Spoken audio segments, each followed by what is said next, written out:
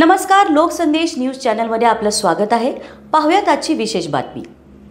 आमचे नेते महाराष्ट्र राज्याचे उपमुख्यमंत्री माननीय अजितदादा पवार यांनी सांगली मिरज कुपवाड शहर महानगरपालिकेसाठी 50 कोटी निधी दिला आहे। त्यामधून प्रभाग क्रमांक 19 साठी 71 लाख रुपये निधीमधून श्री संत बाळूमामा मंदिर वानलेसवाडी येथील अंतर्गत रस्ते आणि हॉटमिक्स डांबरीकरण करणे, दुधाळ गल्ली येथील अंतर्गत रस्ते काँक्रिटीकरण करणे या कामाचा शुभारंभ आज करण्यात आला।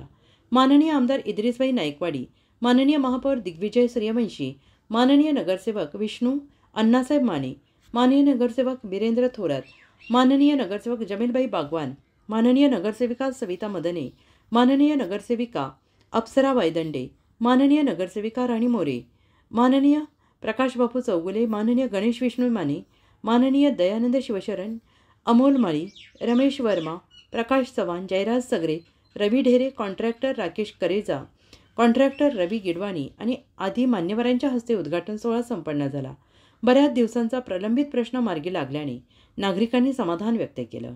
श्री विष्णू अण्णासाहेब माने, प्रदेश उपाध्यक्ष, राष्ट्रवादी काँग्रेस पार्टी, माननीय नगरसेवक, सांगली मिरज कुपवाड महानगरपालिका।